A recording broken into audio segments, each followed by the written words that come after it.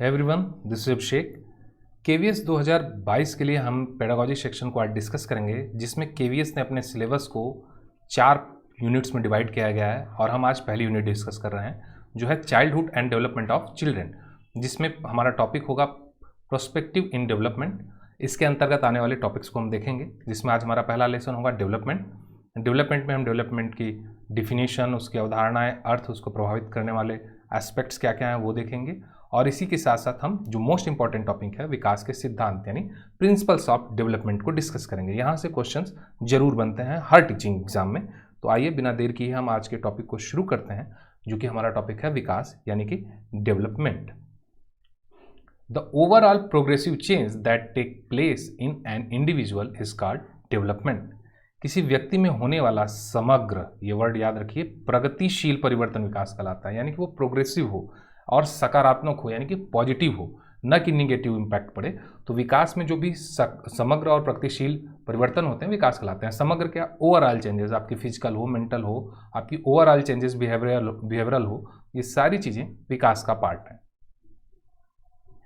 In this, along with the changes in the composition, form, working system, physical, mental, social changes of the person are also seen।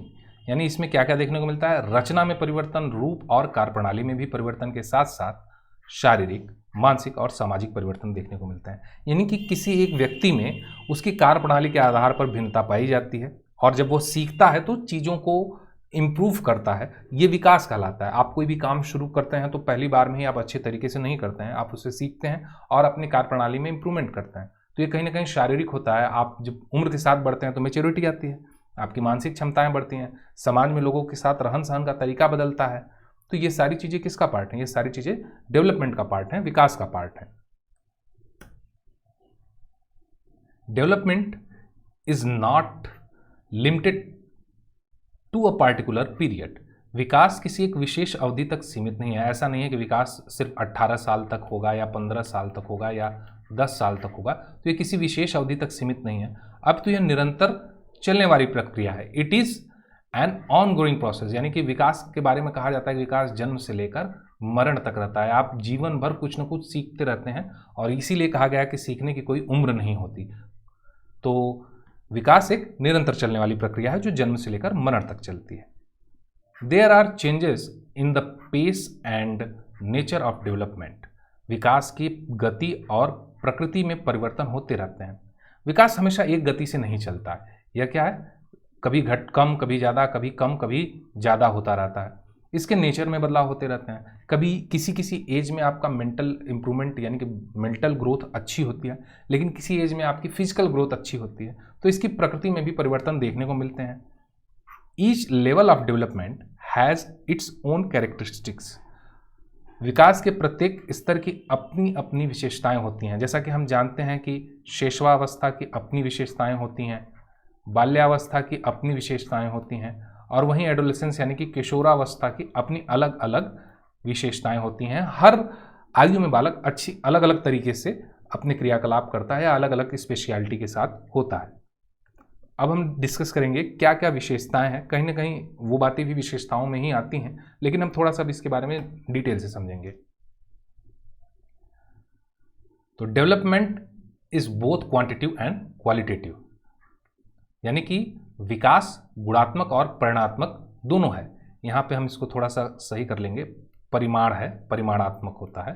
परिमाण मतलब होता है quantity, यानी कि आपके physical changes, आपकी height, आपकी ग्रोथ जो है, आपके वजन, आपके बालों का रंग, आपके बालों की जो ग्रोथ है, ये सब चीज़ किस में आते हैं? परिमाणात्मक में आते हैं। गुणात्मक में क्या आता है? गुणात्मक में हमारा बिहेवियरल एटीट्यूड आता है। यानी कि हमारे जो व्यवहारों में जो गुणों में जो बदलाव होते हैं वो गुणात्मक में आते हैं। Development is internal. विकास क्या होता है? आंतरिक होता है। कोई बच्चा किसी चीज़ को जल्दी सीख लेता है, कोई बच्चा स्लो सीखता है। तो ये उसकी मेंटल जो ग्रोथ है ये किस आंतरिक होती है। तो इसीलिए कहा जाता है कि विकास आंतरिक होता है। The development can be predicted. विकास के विषय में अनुमान लगाया जा सकता है। आप एक शिक्षक हैं, आप बच्चों को पढ़ाते हैं, आपकी कक्षा में अलग अलग तरीके के बच्चे पढ़ते हैं। लेकिन मान लीजिए कोई बच्चा है जो चीज़ों को बहुत तेज़ सीखता है, आप मैथमेटिक्स में अच्छा है, कोई बच्चा आर्ट्स में बहुत अच्छा है, कोई बच्चा एक्टिंग बहुत अच्छा कर लेता है, कोई अच्छा गाना बहुत अच्छे से गा लेता है। तो आप एक प्रिडिक्शन लगा लेते हैं, एक अनुमान लगा सकते हैं कि बड़ा होकर ये गणितज्ञ बनेगा या क्रिकेटर बनेगा या इंजीनियर बनेगा। ये एक प्रिडिक्शन है जिसके बारे में अनुमान लगाया जाता है, लेकिन जरूरी नहीं कि 100% सही हो, तो एक अनुमान लगाया जा सकता है। The development continues throughout life. विकास क्या है? जीवन पर्यंत चलता है। जैसा कि हमने अभी डिस्कस किया, विकास जन्म से लेकर मरण तक चलने वाली प्रक्रिया है। It is related to mental development. यह मानसिक विकास से संबंधित है। विकास में सबसे जो मेन पार्ट हम देखते हैं वह मानसिक विकास से संबंधित होता है, बालक की मेंटल ग्रोथ से संबंधित होता है। द डेवलपमेंट इज ग्रेजुअल, यानी कि विकास क्या होता है? क्रमिक होता है। क्रमिक क्यों होता है? जब बालक पैदा होता है तो पैदा होते ही वो रोने लगता है, फिर धीरे धीरे वो अपने हाथ पांव चलाता है, फिर बैठने लगता है, फिर सही शब्दों का उच्चारण करने लगता है, फिर दौड़ने खेलने हर चीज़ें करने लगता है। तो क्या है? एक क्रम है। एक क्रम के बाद अगली अवस्था आती है और वो चीज़ों को क्रम से सीखता है। शैशवावस्था, बाल्यावस्था, किशोरावस्था। तो विकास क्या है? क्रमिक होता है, एक क्रम से चलता है, ग्रेजुअल होता है।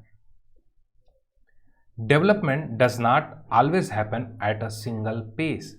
विकास की गति हमेशा एक जैसी नहीं होती है। हमने कहा ना कि विकास जरूरी नहीं है कि हमेशा आपका तेजी से बढ़ता ही रहे, जरूरी नहीं है कि हमेशा एक सी गति बनी रहे, जरूरी नहीं है कि आपका डाउन ही जाता रहे। तो ये कभी कम कभी ज़्यादा होता रहता है, जिसे हम कहते हैं वर्तुलाकार, यानी क्या कहते हैं? सर्कुलर। विकास क्या होता है? वर्तुलाकार होता है। इसकी गति हमेशा बदलती रहती है, कभी यह बहुत तेज होगा, कभी ये धीमा हो जाएगा, कभी तेज होगा, यानी कि ये जिग जैग होता है, ऊबड़ खाबड़ कर सकते हैं इसे, वर्तुलाकार होता है। और विकास का जो स्वरूप है, the nature of development is wide, यानी कि विकास का जो स्वरूप है वो वृहद होता है। विकास का एक पार्ट है वृद्धि। वृद्धि एक छोटा सा, एक संक्षिप्त टॉपिक कह सकते हैं, एक संक्षिप्त क्षेत्र है, लेकिन जो विकास है, विकास अपने आप में शारीरिक, मानसिक, संवेगिक सारी चीज़ों को अपने आप में समाहित कर लेता है। तो विकास का स्वरूप क्या है? वृहद होता है। अब हम बात करेंगे अभिवृद्धि यानी कि ग्रोथ की। Growth refers to a physical increase in size, height, weight which can be measured, weighed and seen। यानी कि अभिवृद्धि से तात्पर्य क्या है? किसी इंसान या किसी व्यक्ति के आकार में, उसकी ऊंचाई में, उसके भार में होने वाले परिवर्तन। इसमें शारीरिक वृद्धि होती है जिसे मापा, तौला, देखा जा सकता है। यानी कि कोई एक बालक है, उसकी हाइट बढ़ती है तो आप देख सकते हैं कि उसकी हाइट कितनी फीट है, उसका वजन कितने किलो है, और ये सारी बदलाव, ये सारे परिवर्तन को आप देख सकते हैं। किसी एक व्यक्ति का मेंटल ग्रोथ कितना है या आप नहीं देख सकते ना, इसको आप मेजर कर सकते हैं। लेकिन अगर किसी का हाइट बढ़ती है, किसी का वजन बढ़ता है, तो ये सारी चीज़ें आप देख सकते हैं, इन्हें तौल सकते हैं, इन्हें माप सकते हैं। तो ये वृद्धि होती है, ग्रोथ होती है। Growth is not a continuous process. विकास एक निरंतर चलने वाली प्रक्रिया नहीं है, ये एक आयु के बाद रुक जाती है, एक सर्टेन एज में ये रुक जाती है। इसके बारे में हम डिस्कस करेंगे अभी आगे। There is always a change in rate of growth, sometimes it's too fast. विकास की गति में हमेशा परिवर्तन होता रहता है। एक आयु तक विकास बहुत तेज होता है शुरुआती दौर में, फिर एक समय के बाद विकास रुक जाता है। कहा जाता है कि किशोरावस्था तक ग्रोथ होता है, उसके बाद ग्रोथ की जो स्पीड है वो स्लो या न के बराबर हो जाती है और ये रुक जाता है। तो ये कभी कभी बहुत तेज होता है और कभी कभी इसकी गति बहुत ही मंद हो जाती है। तो अब हम देखेंगे ग्रोथ के आगे। Growth rate is faster in female than a mail.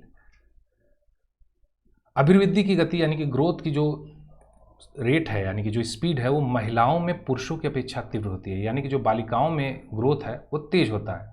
और growth is a limited to a given period of time. एक निश्चित समय तक ही वृद्धि होती है, जैसे कि 20 वर्ष तक शारीरिक वृद्धि और लगभग 18 वर्ष तक मानसिक आयु में वृद्धि होती है। जैसा कि हमने कहा कि ग्रोथ एक लिमिटेड पीरियड तक ही होता है, लेकिन जो विकास है यानी कि जो डेवलपमेंट है वो ऑन गोइंग प्रोसेस है, यानी कि वो निरंतर चलता है और जन्म से लेकर मरण तक चलता है। Physical growth is completed at the age of 20 years and mental growth is completed at the age of 18 years. मतलब ये कहा जाता है कि जो शारीरिक विकास किसी बालक का होना होता है 20 साल तक लगभग हो जाता है। उसके बाद भी थोड़ी बहुत ग्रोथ होती है, लेकिन जो एक मेन हाइट या एक मेन वेट जो बच्चा प्राप्त करता है वो लगभग 20 साल की आयु तक प्राप्त कर लेता है। और वही कहा जाता है कि उसका जो अधिकतम मानसिक विकास होना रहता है वो 18 वर्ष की आयु तक हो सकता है। फिर उसका परिमार्जन किया जाता है, उसकी मॉडिफिएबिलिटी की जाती है, उसे नई नई चीज़ें सिखाई जाती हैं, उसे चीज़ों को करने के तरीके बताए जाते हैं। लेकिन लगभग ये माना जाता है कि 18 वर्ष की आयु तक जो है मानसिक विकास पूरा हो जाता है। अब हम बात करेंगे क्या विशेषताएं हैं, क्या प्रॉपर्टीज़ हैं ग्रोथ की।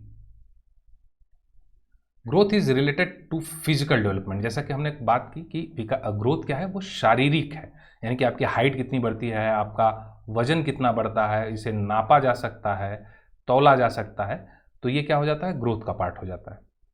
ग्रोथ स्टॉप्स आफ्टर वाइल, जैसा कि हमने बात की अभी कि किशोरावस्था के लगभग बाद विकास लगभग रुक जाता है, वृद्धि लगभग रुक जाती है। थोड़ी बहुत वृद्धि होती है, लेकिन जो अधिकतम सीमा प्राप्त करनी होती है वो किशोरावस्था तक बालक प्राप्त कर लेता है। There is a quantitative change visible in this. क्या है, देयर आर क्वांटिटेटिव चेंजेस, यानी कि इसमें परिमाणात्मक परिवर्तन देखने को मिलते हैं, यानी कि आपकी लंबाई बढ़ी, आपका वजन बढ़ा, आपके बाल, आपके नाखून, ये सब बढ़ रहे हैं, आप ये परिमाण में हैं, यानी कि इसको आप नाप तौल सकते हैं। जैसा कि अभी आगे हमने लिखा है, growth can be measure or weighed, यानी कि बुद्धि को मापा या तौला जा सकता है।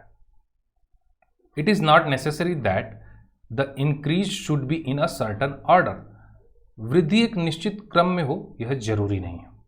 जरूरी नहीं है कि वृद्धि एक निश्चित क्रम में हो। कभी, जैसा कि हमने बात की कि विकास वर्तुलाकार होता है, तो कभी आपकी मेंटल ग्रोथ अच्छी हो सकती है, कभी आपकी फिजिकल ग्रोथ अच्छी हो सकती है। कभी आप देखते हैं कि किसी बच्चे की हाइट 15 साल तक नहीं बढ़ती है, अचानक से वो 18-20 साल की एज में उसकी हाइट बढ़ जाती है। और कभी देखते हैं कि किसी बच्चे की हाइट जो है कि 12-13 साल में ही मैक्सिमम हो जाती है। तो वृद्धि की गति सब में एक निश्चित क्रम में वृद्धि नहीं होती है, जरूरी नहीं। The speed of growth is not same in the everyone, यानी कि वृद्धि की गति सब में एक समान नहीं होती है। सब बालकों की अपनी अपनी इंडिविजुअल हेरिडिटी होती है, सबके अपने अपने अलग आनुवंशिक गुण होते हैं। तो स्वाभाविक सी बात है, जब सबके अपने अपने आनुवंशिक गुण है तो सब में वृद्धि की गति अलग अलग ही होगी। ग्रोथ इज कॉन्स्ट्रिक्टेड, यानी कि वृद्धि क्या है, संकुचित है। अभी हमने बात किया कि विकास व्यापक है, यानी इसमें वृद्धि सम्मिलित होती है, लेकिन वृद्धि में विकास नहीं सम्मिलित होता, ठीक है, इसलिए इसका क्षेत्र क्या है, संकुचित होता है। और ये मोस्ट इंपॉर्टेंट लाइन है, सीटेट में रिपीटेडली इससे क्वेश्चन पूछे जाते हैं। Growth and development complement each other, विकास और वृद्धि एक दूसरे के पूरक होते हैं। तो इस तरीके से हमने डिस्कस कर लिया कि क्या है वृद्धि, क्या है विकास। अब हमें डिस्कस करना है विकास को प्रभावित करने वाले कारक कौन कौन से हैं। ये कारक दो तरीके के होते हैं, पहला तो हम आनुवंशिक कारक देखेंगे, फिर दूसरा जो है पर्यावरणीय कारक देखेंगे। तो आनुवंशिक कारक यानी कि हेरिडिटरी फैक्टर में हम देखेंगे शारीरिक संरचना के बारे में बात करेंगे, फिजिकल स्ट्रक्चर के बारे में बात करेंगे। आनुवंशिक कारक, तो फिजिकल स्ट्रक्चर की अगर जब बात आप करते हैं तो किसी बालक की लंबाई, चौड़ाई, ऊंचाई, भार या उसके फिजिकल जो है एस्पेक्ट के आधार पे हम ये तय कर लेते हैं कि यह बालक क्रिकेटर बनेगा या स्पोर्ट्समैन बनेगा। ये सारी अलग अलग क्वालिटीज़ अलग अलग बच्चों में अलग अलग होती हैं, जिसके हिसाब से हम चीज़ों को तय करते हैं। जो लोग दिखने में सुंदर होते हैं, उनकी फिजिक अच्छी होती है, तो कहा जाता है कि वो लोग मॉडलिंग कर सकते हैं। जो लोग खेल में अच्छे होते हैं, जो लोग जिम्नास्ट में अच्छे होते हैं, तो कहा जाता है कि स्पोर्ट्स में अच्छे जा सकते हैं। लैंगिक डिफरेंस की बात करें, जेंडर डिफरेंसेस की बात करें, तो कहा जाता है कि बालिकाओं का शारीरिक और मानसिक विकास बालकों की अपेक्षा तीव्र होता है, फास्ट होता है, और उनकी शारीरिक बनावट भी भिन्न भिन्न होती है। तो कहीं ना कहीं ये भी बालकों के विकास को प्रभावित करता है, क्योंकि बालिकाओं में ये पहले हो जाता है और बालकों में उसके बाद होता है। इमोशनल कैरेक्टरिस्टिक्स की बात करें तो संवेगात्मक विशेषताओं की बात करें तो इसमें बालक के इमोशंस आते हैं। माना जाता है कुछ बालक जन्म से क्रोधी होते हैं, लेकिन कुछ जन्म से ही क्या होते हैं, विनम्र होते हैं। तो जो उनमें ये गुण होते हैं, ये कहीं ना कहीं उनके विकास को प्रभावित करते हैं। ये सारी जो क्वालिटीज़ हैं, ये सारे जो गुण हैं, उनमें अगर बचपन से हैं तो उसी हिसाब से उनका आचरण होता है। और जो सबसे मोस्ट इंपॉर्टेंट फैक्टर है, आनुवांशिक कारण है जो बालक के विकास को प्रभावित करता है, वो है बुद्धि। यानी कि जो बच्चे तीव्र बुद्धि के हैं, अपने माता पिता से उन्हें जो हेरिडिटरी में जो ब्रेन या जो भी उनकी मानसिक योग्यताएं मिली हैं, वो उनके विकास को थ्रू आउट पूरे लाइफ जो है इम्पैक्ट डालती हैं, प्रभावित करती हैं। यानी कि अगर कोई बालक बुद्धि लब्धि, किसी बालक की बुद्धि लब्धि अच्छी है, तीव्र है, तो वह चीज़ों को जल्दी सीख लेता है, लेकिन किसी बालक की अगर बुद्धि लब्धि कमज़ोर है, उसका मानसिक विकास की गति मंद है, तो वह चीज़ों को स्लो सीखता है। तो कहीं ना कहीं शारीरिक कारण, लिंग भेद यानी कि जेंडर डिफरेंसेस, और संवेगात्मक विशेषताएं यानी कि इमोशनल कैरेक्टरिस्टिक्स, और बुद्धि यानी कि इंटेलिजेंस, ये सारी चीज़ें विकास को कहीं ना कहीं प्रभावित करती हैं। अब हम बात करेंगे वातावरण जन्य कारकों की। देखिए, आनुवांशिक कारण तो है ही, लेकिन जो वातावरणीय कारक है वो कोई अलग से कोई कारण नहीं है। वातावरण कोई अलग से प्रभाव नहीं डालता। आपके अंदर जो आपकी आनुवांशिक विशेषताएं हैं, जो आपकी माता पिता से आपके जो जीन्स मिले हैं, आपकी जो बौद्धिक क्षमताएं हैं, ये इन्हीं को इम्प्रूव करता है, उन्हीं को एक अच्छा इन्वायरमेंट देता है, एक अच्छा वातावरण देता है जहाँ उनका एक अच्छा तरीके से विकास हो सके। तो जीवन की आवश्यक सुविधाएं यानी कि नेसेसरी फैसिलिटीज़ ऑफ लाइफ क्या क्या होती हैं, यानी कि बच्चे को रोटी मिले, कपड़ा मिले, रहने के लिए सही घर मिले, अच्छा आवास मिले, और जो है कि पौष्टिक तथा संतुलित भोजन, शुद्ध वायु, अवसाद युक्त वातावरण मिले। अगर ये सारी चीज़ें मिलती हैं तो बालक का विकास और अच्छा होता है, वो चीज़ों को और अच्छी तरीके से अडॉप्ट करता है, और उसकी जो भी ग्रोथ है वो और डेवलपमेंट है वो अच्छा होता है। सोसाइटी एंड कल्चर, समाज और संस्कृति की बात करें, बालक अपने आसपास के वातावरण से बहुत ज़्यादा प्रभावित होता है। आपके समाज में जो रीति रिवाज हैं, बड़ों का आदर करना, सुबह उठ के कहा जाता था कि हम अपने बड़ों का आशीर्वाद लेते हैं किसी अच्छे काम को करने से पहले, और लोगों को देखता है चीज़ों का अनुसरण करते हुए, तो उनसे सीखता है। तो समाज और संस्कृति बालक के विकास में सबसे ज़्यादा इम्पैक्ट डालते हैं। इसीलिए कहा जाता है कि शिक्षक का जो आचरण होता है या फिर उसको बच्चा अडॉप्ट करता है, माता पिता जिस तरह का आचरण करते हैं, जिस तरह का व्यवहार करते हैं, बच्चा उन्हें आइडल मानता है और उनके हिसाब से अपने चीज़ों को सही गलत है उनका जो है निर्धारण करता है। तो समाज और संस्कृति बहुत ज़्यादा इम्पैक्ट डालते हैं बालक के विकास में। पारिवारिक पृष्ठभूमि, अगर कोई बालक आर्थिक रूप से पिछड़े परिवार से आता है तो उसको ये जीवन की जो मूलभूत सुविधाएं हैं, जो जीवन की आवश्यक सुविधाएं, वो नहीं ठीक से मिल पाती। जब नहीं ठीक से मिल पाती तो उनका विकास उस हिसाब से प्रभावित होगा, वो पढ़ाई ठीक से नहीं कर पाएंगे, उनकी ग्रोथ, उनका खान पीन सब कुछ प्रभावित होता है। और अगर मान लीजिए परिवार में वातावरण अच्छा नहीं है, रोज़ झगड़े होते हैं, गाली गलौज होते हैं, तो बच्चे के मानसिक विकास पर भी इन चीज़ों का प्रभाव पड़ता है। बात करें डिजीज़ एंड इंजरीज यानी कि रोग और चोट, यानी कि किसी तरह की कोई अगर बीमारी बालक को हो जाती है तो स्वाभाविक सी बात है उसका विकास प्रभावित हो जाता है। कोई ऐसी चोट लग जाए जिससे उसका कोई अंग विच्छिन्न हो जाए तो इससे भी कहीं ना कहीं उसका विकास प्रभावित होता है। और सबसे मोस्ट इम्पॉर्टेंट जो फैक्टर है इसमें वो है विद्यालय यानी कि स्कूल बालक के विकास को सबसे ज़्यादा प्रभावित करते हैं, क्योंकि यहाँ वो अपनी जीवन की सारी आवश्यक चीज़ों को सीखता है। वह शिक्षक से जो भी उसकी जिज्ञासाएं होती हैं, जो भी डाउट होती हैं, वह शिक्षक से पूछता है, और हम आप जब शिक्षक बनते हैं तो इन सारी चीज़ों का निराकरण करते हैं। तो स्कूल वो जगह है जहाँ बालक के सारे सवालों के जवाब होते हैं। तो ये जो कारक हैं, जीवन की आवश्यक सुविधाएं यानी कि नेसेसरी फैसिलिटीज़ ऑफ लाइफ, समाज और संस्कृति, सोसाइटी एंड कल्चर, पारिवारिक पृष्ठभूमि यानी कि फैमिली एंड बैकग्राउंड, रोग चोट, डिजीज़ एंड इंजरीज, विद्यालय यानी कि स्कूल, ये वातावरण के कारक हैं जो विद्यालय की जो बालक की विकास को कहीं ना कहीं प्रभावित करते हैं। अब आज के इस लेसन का सबसे मोस्ट इम्पॉर्टेंट टॉपिक है विकास के सिद्धांत। टीचिंग रिलेटेड सभी एग्जाम्स में इस टॉपिक से क्वेश्चंस जरूर आते हैं और ज़रूर देखने को मिलते हैं। तो ये टॉपिक बहुत मोस्ट इम्पॉर्टेंट है, तो इसे बहुत ही ध्यान से देखिएगा। विकास के सिद्धांत में हम बात करेंगे सबसे पहले वैयक्तिक भिन्नता की, यानी प्रिंसिपल ऑफ इंडिविजुअल डिफरेंसेस की। हर व्यक्ति में अपने माता पिता से मिले अलग अलग आनुवंशिक गुण होने के कारण हर बालक अपने आप में भिन्न होता है, यानी कि किन्हीं दो बच्चों में समानता आपको नहीं मिलेगी, सबका अपना अपना ग्रोथ और डेवलपमेंट डिफरेंस होगा। प्रिंसिपल ऑफ कंटिन्यूटी, निरंतरता का सिद्धांत। ऐसा नहीं है कि विकास आज बच्चा पैदा हुआ और कल ही वो लगे बोलने, यानी कुछ दिन बाद वो लगे चलने फिरने दौड़ने, ऐसा नहीं है। विकास एक स्लो प्रोसेस में होता है, यानी कि धीमे होता है, धीमे धीमे होता है, लेकिन उसकी अपनी अपनी अलग अलग विशेषताएं हैं और वो निरंतर होता है, जन्म से लेके मरण तक होता है। यानी कि बच्चा आज पैदा हुआ और मरने की अपनी आयु तक कुछ न कुछ सीखता रहेगा। प्रिंसिपल ऑफ इंटीग्रेशन यानी कि एकीकरण का सिद्धांत। जब एक बालक पैदा होता है वह रोना शुरू कर देता है और वो अपने पूरे हाथ पैर चलाता है। ऐसा नहीं है कि वो दूध उठा के खुद से पीने लगे। जब एक आयु तक बच्चा आता है आप उसे दूध चम्मच से पिलाते हैं। उसको जब पहली बार बॉटल दी जाती है तो बॉटल उठा नहीं पाता, वो अपने पूरे हाथ से ऐसे चला के और बॉटल को गिरा देता है। फिर धीरे धीरे धीरे वो दोनों हाथों से बॉटल को पकड़ता है और दूध पीना सीखता है। फिर धीरे धीरे कुछ समय के बाद वह एक हाथ से ही अपने दूध की बॉटल उठा के पीने लगता है। लेकिन जब आगे वो और बड़ा हो जाता है तब वो चम्मच से खाना खाने लगता है, फिर हाथ से खाना खाने लगता है। तो क्या कहा जाता है इसमें कि उसके जितने भी शारीरिक अंग हैं उनका धीरे धीरे वह एक समय के बाद एकीकरण करने लगता है। तो ये एकीकरण का सिद्धांत हो जाता है। प्रिंसिपल ऑफ डेवलपमेंट सीक्वेंस, विकास के क्रम का सिद्धांत। जैसा कि हम पीछे डिस्कस कर चुके हैं विकास की विशेषताओं में, विकास एक क्रम में होता है।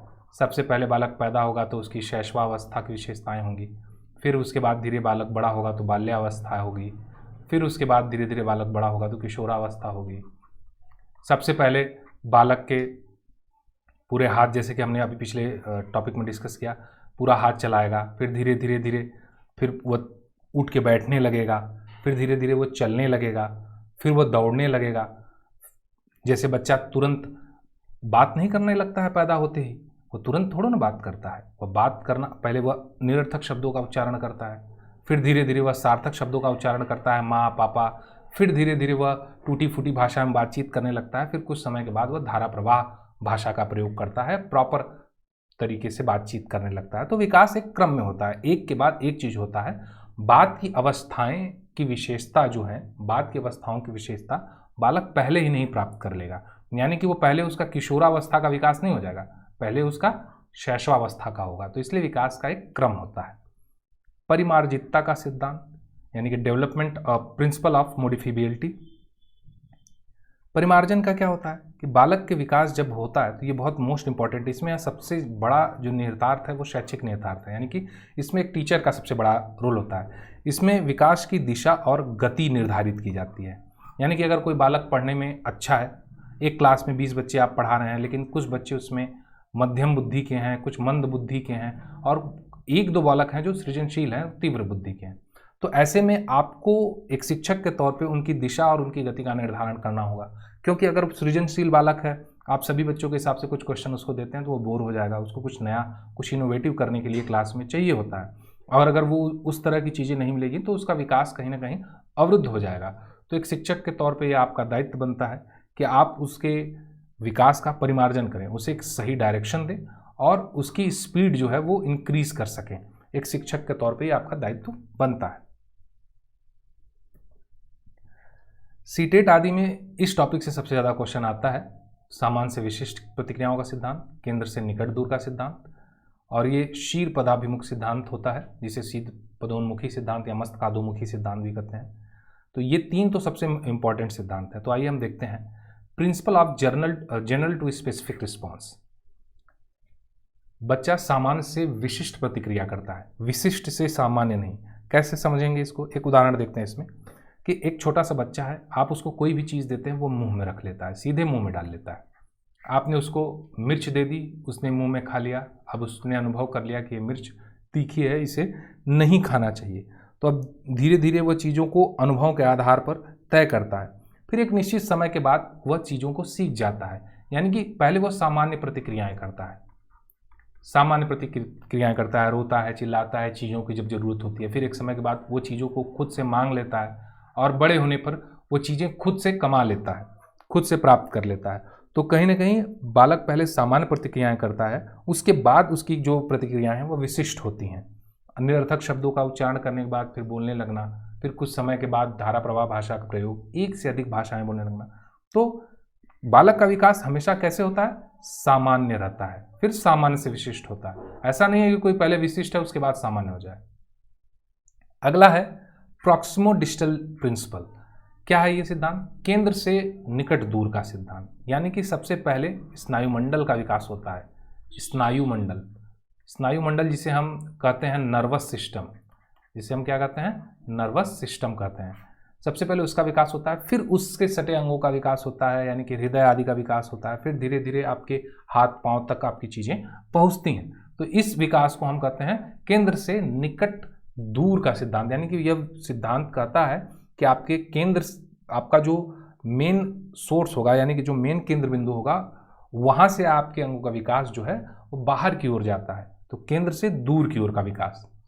और सेफेलोकॉर्डल की बात करें अगर, मस्तकाधोमुखी, इसे शीर पदोन्मुखी भी सिद्धांत भी कहते हैं, शीर पदोन्मुखी सिद्धांत भी कहते हैं।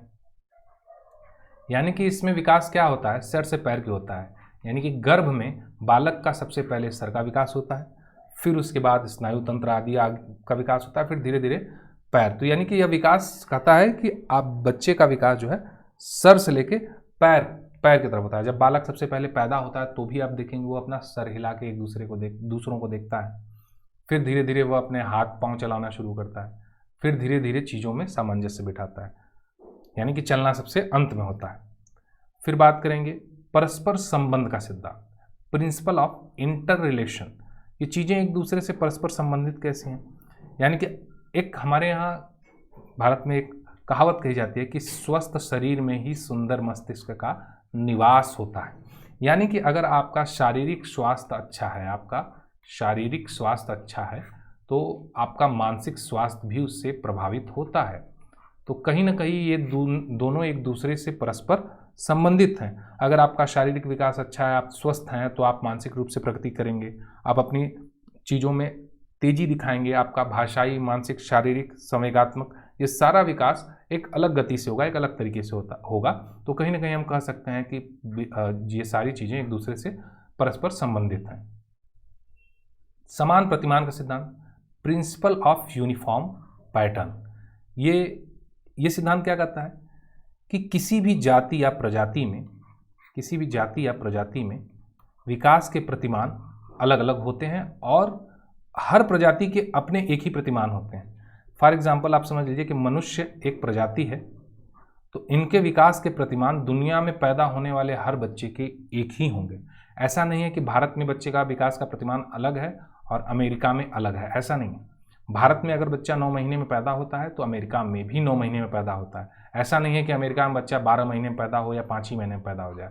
तो विकास के प्रतिमान हर प्रजाति के अपने अलग अलग होते हैं, तो उसी का जो भी पैटर्न है वो फॉलो करते हैं।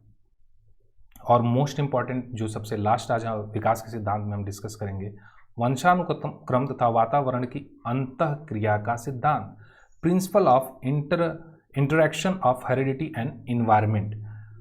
ये क्वेश्चन बार बार पूछा जाता है आपको हर टीचिंग एग्जाम में कि वंशानुक्रम और वातावरण एक दूसरे से अंतः संबंधित हैं। क्या है? अंतः संबंधित हैं। कैसे समझेंगे इसको कि एक बालक पे जो आनुवंशिक क्षमताएं हैं वह वातावरण में जाकर इम्प्रूव होती हैं। एक बालक वातावरण से चीज़ों को सीखता है, अपने माता पिता, अपने आसपास के परिवेश, उसके खान पान में जो आप उसको अच्छे पोषण देते हैं, इन सारी चीज़ों से उसका जो है विकास होता है। तो वातावरण और वंशानुक्रम, यानी कि जो उसे माता पिता से जीन्स में गुण मिले हैं, वातावरण में उन्हें इम्प्रूव करता है और उन दोनों की अंतःक्रियाओं के फलस्वरूप ही बालक का विकास हो सकता है। सिर्फ वातावरण में आप देकर एक मंदबुद्धि बालक को नहीं बना सकते, और सिर्फ वंशानुक्रम ही अगर अच्छा रहे, यानी कि माता पिता से जीन्स ही अच्छे मिले, तो भी इससे विकास नहीं होगा। उदाहरण के लिए समझिए, आपने एक फिल्म देखी होगी टार्जन। टार्जन हॉलीवुड में भी बन चुकी है, बॉलीवुड में भी बन चुकी है, इस तरह की फिल्म है। या जंगल बुक नाम से आप देखते होंगे। उसमें जो नायक रहता है, हीरो रहता है टार्जन, वो जंगल में बचपन में जब पैदा होता है और कोई किसी कारण से वो जंगल में चला जाता है या जंगल में हो जाता है, और जंगल के जानवरों के बीच में ही उसका विकास होता है। तो जंगल के जानवरों की तरह ही व्यवहार करता है। वह पेड़ों पर यहाँ से वहाँ उछलता कूदता है बंदरों की तरह, और वो जानवरों की भाषाएं समझता है, जानवरों से बात करता है। तो क्या है, तो अब उसको सही वातावरण नहीं मिला, तो उसका वातावरण किस तरह हो गया? पशुओं की तरह हो गया। पशुओं का वातावरण मिला तो वो पशुओं की तरह व्यवहार करने लगा। और अगर उसे उचित वातावरण मिलता है तो उचित विकास होता है। तो कहीं ना कहीं कहा जाता है कि एक बालक के विकास के लिए सबसे इम्पॉर्टेंट पॉइंट है कि अगर उसकी जीन्स अच्छी हैं, उसको अच्छा वंशानुक्रम मिला है, तो उसे एक अच्छा वातावरण देके, अगर मान लीजिए वंशानुक्रम में थोड़ी कमी आ भी जाती है, तो वातावरण अच्छा देके हम इन सारी चीज़ों को इम्प्रूव कर सकते हैं। तो ये रहा विकास के सिद्धांत। उम्मीद है कि ये वीडियो आपको पसंद आया होगा। अपने फीडबैक कमेंट्स में ज़रूर दीजिए, आपके सुझाव आमंत्रित हैं। कोई भी चीज़ों में बदलाव अगर जो भी ज़रूरत होगी, जो भी आवश्यक होगी, वो किया जाएगा। तो इस वीडियो के लिए इतना ही, मिलते हैं जल्द। Thank you very much.